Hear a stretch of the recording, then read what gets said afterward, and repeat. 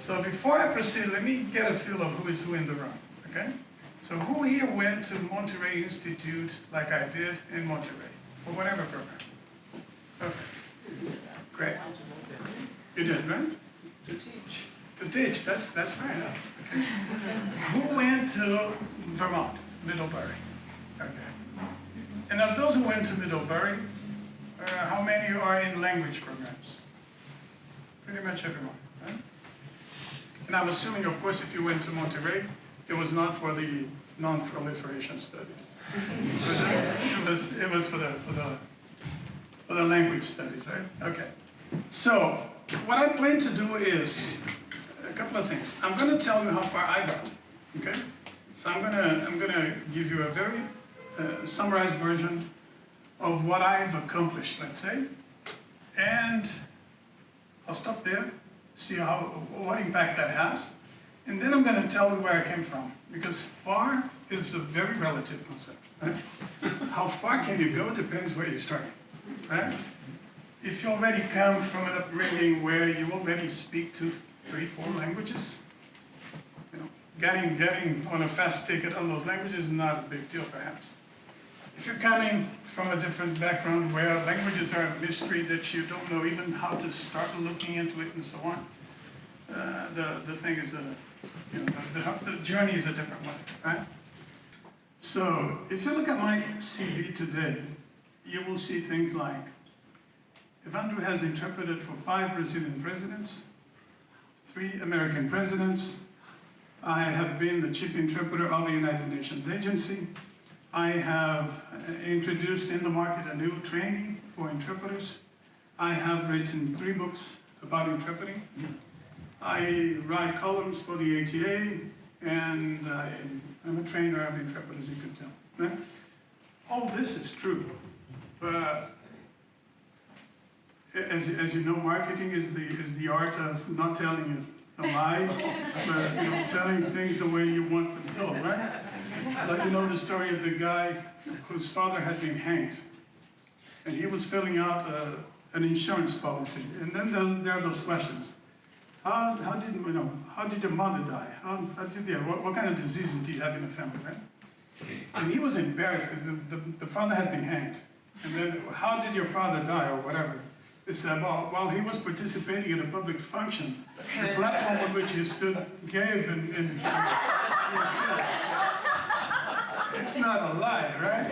For example, you will find a picture of me shaking hands with the Dalai Lama, and I was there. I was the interpreter. I had been hired as the interpreter.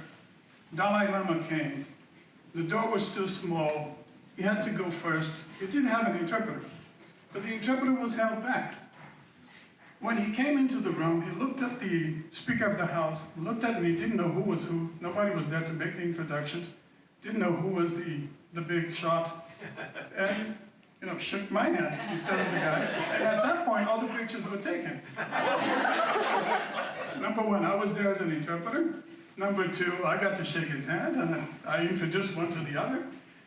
I've interpreted for the Dalai Lama, I can claim, right? But the story is always, again, those who have been in the story know the story for what it is. And my achievements have been a series of trial and errors, and they continue to be. That's why I don't stop. I'm not satisfied at being this or that or the other thing, because I'm still pursuing something that makes me feel alive, and something that makes me continue to look for the things that matter to me, okay? So let me tell you a little bit of how my story began, and then later I'm going to go even further back in time, so that you perhaps can resonate to a little bit of what I'm going to say.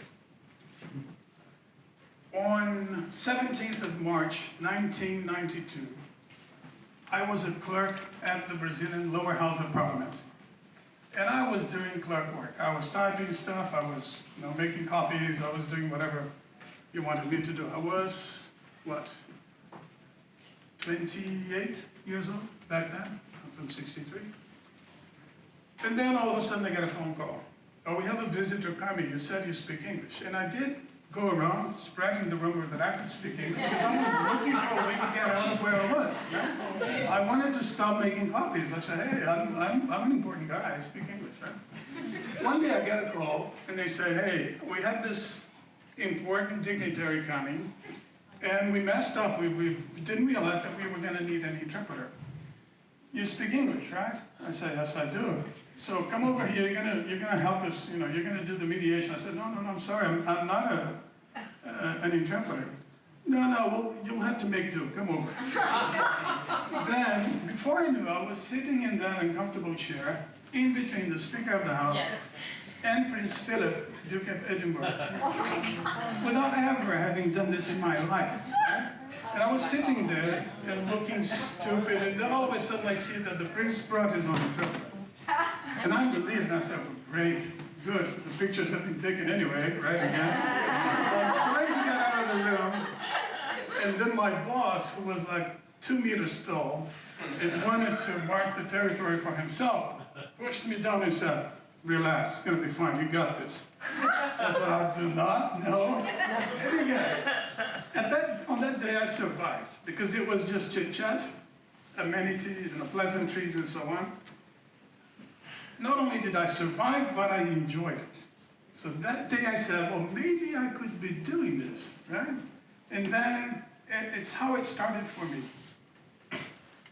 And then long story short, again, I'm going to forward, push it forward a little bit. I was already doing translation work and so on, and I was fascinated by languages, which is the other part of the story that I'm going to tell you in a bit. So next week, because it had worked, I was sitting across from the Princess of Thailand. 2 weeks more, it was the Prime Minister of Norway. And in between, a procession of ambassadors who came just to say hello. Chit-chat, nothing difficult, easy stuff, anybody in this room could do.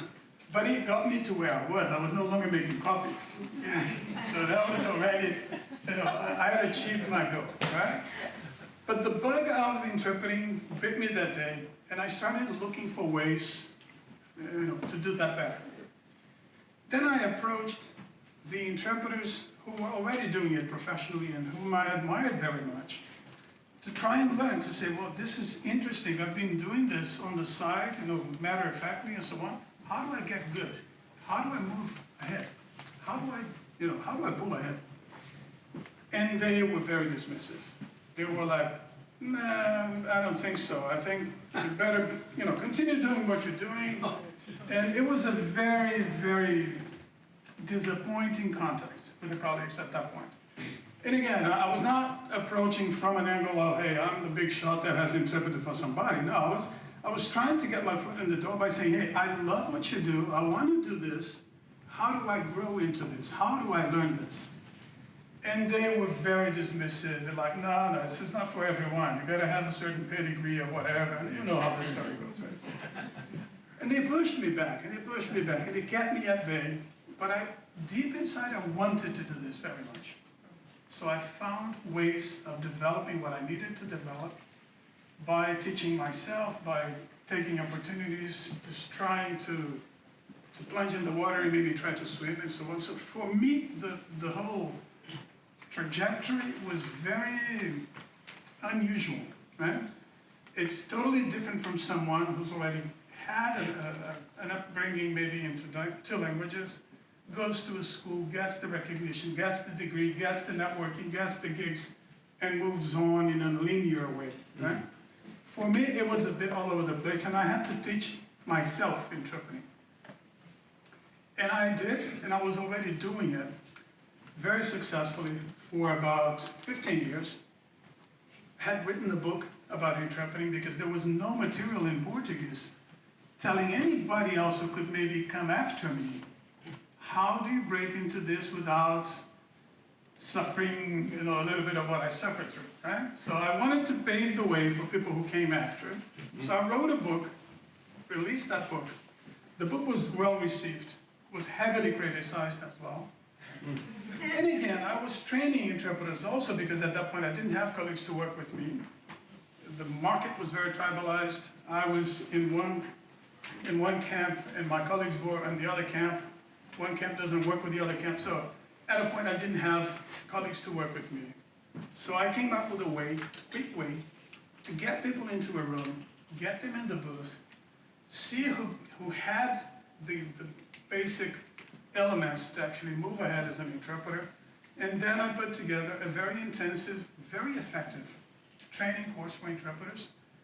And if you go back now, this is like 25 years ago, 20 years ago, most of the interpreters actively working in Brazil today went through my training. So it was very tentative. It was something that we didn't know exactly what we were doing. But the seed that we sowed that day stayed, and it was very effective. It got me the colleagues that I needed for me to work with. And again, this is how I broke into the market here and there with all the difficulties that I had. At that point, I had been doing this for 15 years. I had written the book. I was showing my face. I was talking about this. I was giving interviews and whatnot. And deep down, I was a physical education professor. That was my degree, right? I had gone to school for a BA in fitness and physical education. And at that point, I said, you know what? This doesn't sit well. I should stop and go get a degree, right? I went to California with my wife just for vacation. And one day, just transiting over Highway 1, we saw this, the sign, Monterey. I said, well, I think there's a translation school here or something. We decided to make a stop. I went to the institute, and again, I realized that, well, this is the famed Monterey Institute. Took a look and so on, and arranged for a visit, or a distant future, if I could make it back to the US. I was coming to the US very often to do interpretation at Ohio University for groups of Brazilians several times a year. So I was coming for a week and then going back and so on, still coming from Brazil. So it was fairly easy for me to come and then extend my trip to California. So I basically set an appointment to come take a look, like do the real tour of the Institute, not knowing exactly whether it would really happen, if I would be available at the time, if I would have the means to be there at the time and so on, but it worked. So eventually, just to tell you the story of how I got to the Institute, I decided to go to Monterey because I needed the degree. I was 44 years old. I was already an accomplished interpreter, you could tell, but I didn't have a degree. So I said, I'll stop my career here. I'll try the advanced entry. It takes me a year. It takes a year of my time. So if I manage to get the advanced entry, it's a huge investment, but it's not 2 years of my time where I have to stop my company and so on. I had a translation agency in Brazil for 17 years at that point. So I put everything on hold, came to Monterey, took 6 exams on a given day. You're supposed to do translation, written translation, to and from English and Spanish, right? Consecutive interpretation tests, and silent interpretation tests. Wow. 6 exams, 5 of which on one same day. Now, the part I'm not telling you is that I did not speak Spanish. Right? I speak Portuguese. Now, they didn't have a programming language. And I could speak some Portuguese, right? I could get by, I could totally understand, because I was doing a lot of interpretation from Spanish into Portuguese. But speaking Spanish was a huge issue. Right? So I had to really prepare for the tests. And in the simul into Spanish, I barely passed. And I think I passed thanks to the goodwill of the professors who looked at the big picture and said, oh, that's the guy, come on. The guy's already here, his family is here, right? Okay, give him a break, he will learn before the thing is over. And then I relied heavily on my classmates. One of them is here. It gives me pleasure to see Moisés here. We went to school together. And on day 1, my Spanish professor said, from this point onwards, nobody speaks a word of English with Ewandro. It has to be all in Spanish. And I really did my homework on Spanish. And I developed the Spanish to a good level of a B language. More than enough to pass my exams. and more than enough to even get the accreditation from State Department, from Spanish and English and everything else, and Portuguese and so on. So I spent a year in Monterey. Again, in my mind, I said, okay, I go to Monterey, it's a year of vacation. I know everything there is to know about interpreting anyway. Nobody's going to teach me anything. I'm just killing time to get that degree, right? Boy, was I wrong. Because not only did I not know Spanish, but I didn't have the long conseq technique, for example, and I was struggling with it. I was having huge debates with my professors every day because I found it, stupid, unnecessary, nobody's going to use it. I've been interpreting for 15 years, I've never had to use it, and so on. But I was in a different league, right? As soon as I graduated, I had plenty of opportunities to use it, and it came in really handy, right? I'm talking about the long consecutive technique where you're supposed to listen to a speech for 8 minutes, maybe 10 minutes, take your notes, and then spit it all out based on your notes. Right? It's the hardest task. It is hard, yeah. You're in the spotlight, you have to have a lot of short, good short memory, retrieval and so on, so I didn't have that technique. So I learned a lot. I learned a lot of English too, because I'm going to tell you the other part of the story. My English was a collage of experiences here and there, learned from courses in Brazil. I had never lived in a country that really spoke English and so on, so it was I was very unsure of my English. So it was put to the test heavily again. I had years of translation experience under my belt, which enabled me to get through, but I had to do a lot of hard work to graduate. When I graduated, on the very day of my exams, you're supposed to present in front of a number of proctors. They bring people from the UN, they bring people from State Department, and the government of Canada, and so on. As soon as I finished my exams, the lady who used to be the chief interpreter at State Department grabbed my hand, literally. I was getting out of the room, she grabbed my arm and said, "Come see me this afternoon." We had a conversation and she said, "I liked your tests. Please call this number and go take a test in Washington." I went to Washington, took the test, passed, they started giving me gigs in Washington. I transferred to Washington, stayed there 3 years. And I was doing all the big summits, and I was, again, rubbing shoulders with these guys and so on. But it's all, what's the name in English? Serendipitous, right? It's all a sequence of fortuitous events and so on, which again, the point I want to raise in passing here is that career to anyone is going to be a different route, but for everyone it's going to be different, but there's one element, which is that element of chance that has to be there. Of course they say that, well, luck is when opportunity meets with preparation. That is true. You have to have it in you to take advantage of the preparation. But many people prepare their whole lives and the opportunity never shows up, right? And that's the value of going to a school like MIIS. What MIIS did to me was not teaching as much interpretation, but it was to push the door ajar. So I could be in front of the chief interpreter of State Department on that day when I was doing a good job, right? Which again, pushed the door ajar, so I could find other opportunities in other organizations where I had colleagues who knew my work. So without having been at MIIS, without that networking, it would not have happened, despite my preparation, right?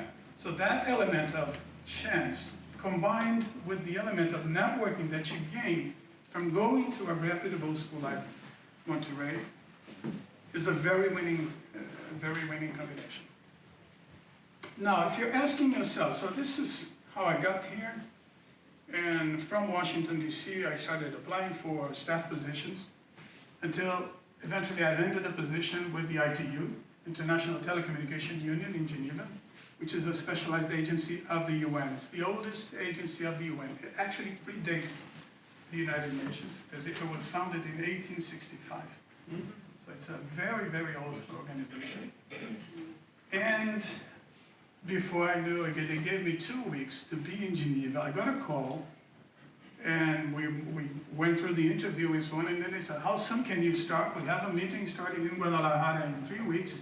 You have to be here in 2 weeks. I was vacationing in Brazil. So I had to uproot my family again and go, half a world across and so on, and I was happy to do it, of course, because it's an important opportunity, and I stayed as chief interpreter of that organization for 7 years. At the end of those 7 years, I had the opportunity of founding a company, which is what I am doing today. The company is called Kudo, and the company does remote interpretation. Not as much remote interpretation, it does what we call cloud-based interpretation. Meaning, interpreters could be in the room, but they're not relying on the traditional system. The interpretation is being done over the internet, it goes up to the cloud, and from there, it gets distributed to people in their cell phones.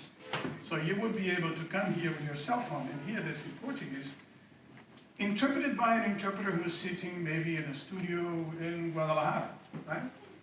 And it's working, it's a reality now, if you're wondering.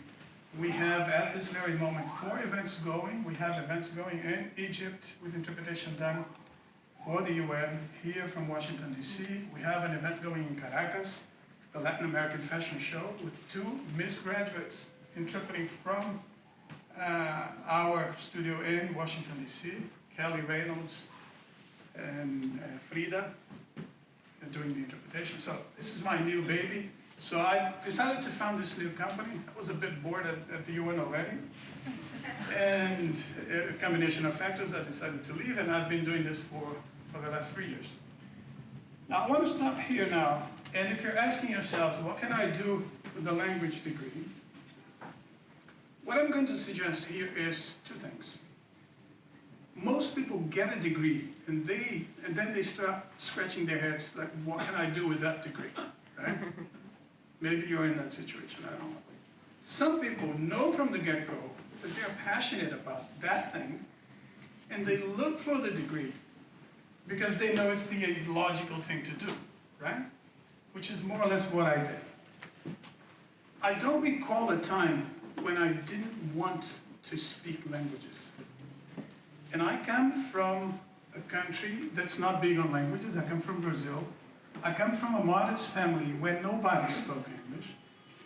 And I was fortunate to have a father who was a bit of a visionary, who, against the best advice, the better judgment of his family, he started daring to learn English. To a point where he became an English teacher.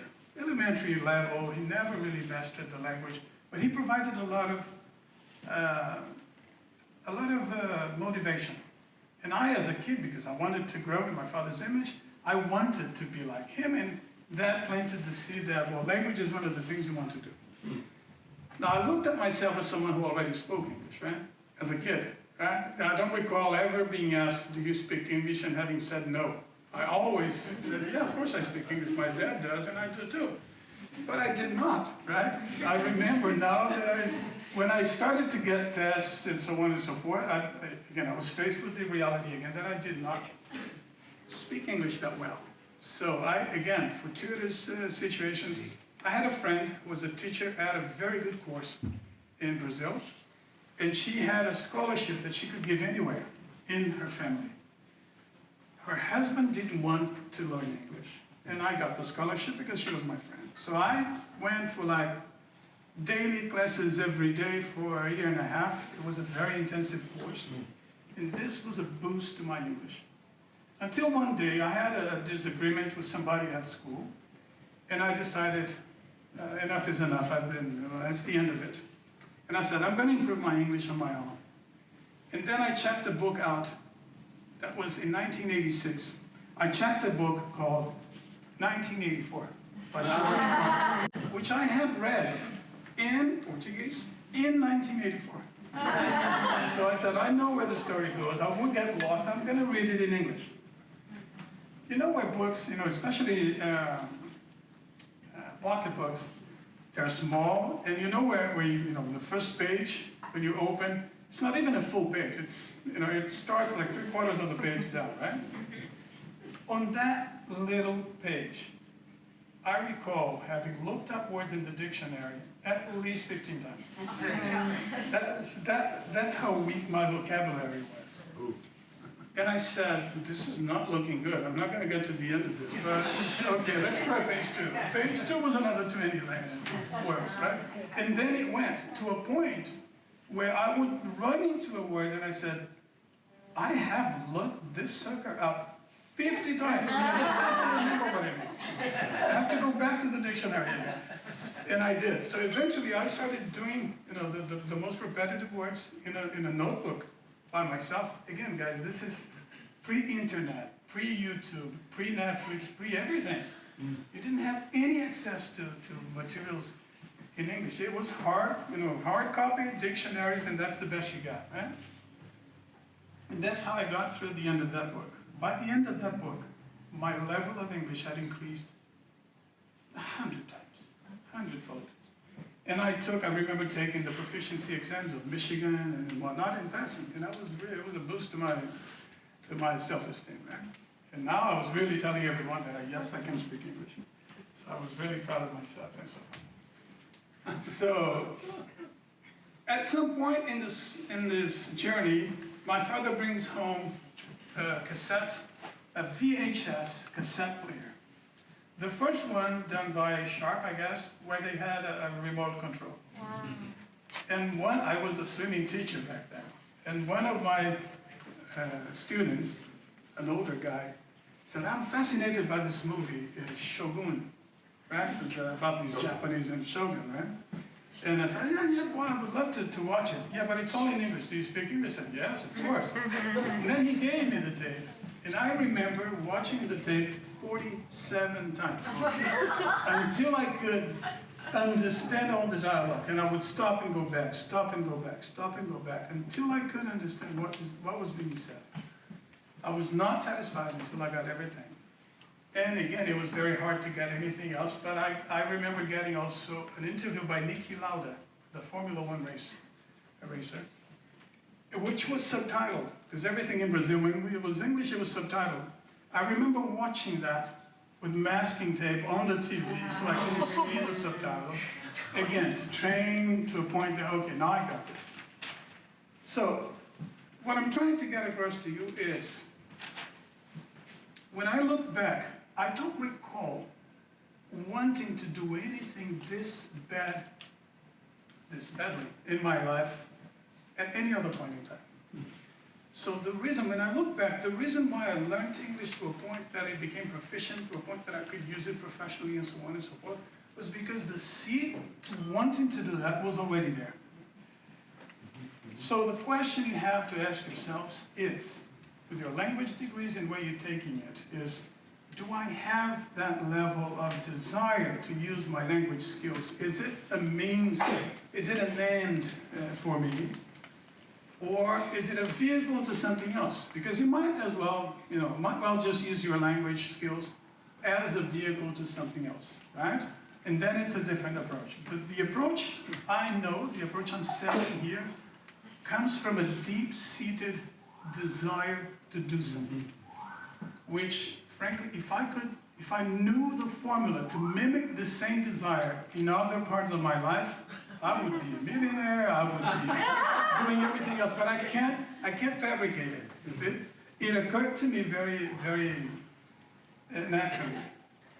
Now, there's a shortcut. If you're not there, if you haven't, if your story is not exactly that, there's a different way of going about it, which is this. After you've been doing interpretation for a long time, you realize that it's a very stimulating activity. But it's the source of a lot of frustration, and the biggest frustration I feel as an interpreter is you spend your lifetime using the best abilities you have, things you have honed for a long time, to express other people's ideas. Okay? You're never yourself. You're never giving voice to your own desires, your own aspirations, your own anything. You are a conduit, and there's a lot of merit in it. But when you do it day in and day out, it starts to mess up with your head. Like I'm never really using, I don't have a voice, right? I'm not expressing myself. And there's also this false sense of belonging where while the lights are on, you're standing by the president and you know, you're in the what's the limelight. When the lights go off, you're just the interpreter, right? They turn the other way and you, amen, you're not part of the club, right? You go in and you go out. And some people don't resolve that really well in their heads. Then, you know, if you do it long enough, it starts to mess you up until you find the real reason why you're doing it. So another way to, you know, find your peace with what you're doing and find a good way of using your language talent is to ask yourself deep down, why do I do the things that I do? For me, the way I solved it, the day I solved it, was when I had a conversation with a friend of mine who is a musician. He's actually my brother-in-law. He's played all over the world. He's a saxophone player. He's been to every jazz festival on the planet. He has played on Copacabana Beach on New Year's to like literally 1 million people. And he says that every time he goes on stage, he still has a ritual where he gets silent, he meditates, he prays, he does all sorts of things. I said, but are you nervous? He said, no, not nervous, but I know why I'm there. And then he went on to tell me that different people play for different reasons. And until you find your reason, you will be subject to all sorts of things because you don't know why you're there, right? Some people play because they're angry, they've been discriminated against, and they take that anger with them on stage, and the result is good music, but the base emotion is not good. Or they are very vain, and they need the reassurance that comes from applause, and they crave it, and they have to do it there. Long story short, he said, I have transited through all these emotions, but now I realize that I play from a place of compassion. Because I want to change someone in the audience like I was changed as a kid when I went to a concert. So when you realize that you're there, not for yourself, and that you're now trying to reach someone in the audience who needs that content, who needs that information, who needs that anything, then your life starts, again, you start to look upon it differently. And the answer as to what do I do with my language degree will be different after that. You will find a better emotion from which to come. You will find a better reason to continue to do what you do. And the fact that you're no longer using your voice to express yourself won't be a nuisance. Because you will step out and you will still feel good about having done what you did. And you will have a life after that. Like, for example, telling people how to do it or what to do like I'm doing now, right? So I do a lot of public speaking because it's one way of using my voice to say something that matters to me, right? So again, I told you I was going to break some rules. I don't have specific pieces of advice to give you. I'm going to leave you with that story with all the bits that it has, and I will stop it here and hope that it has made some sense to you. Thank you very much.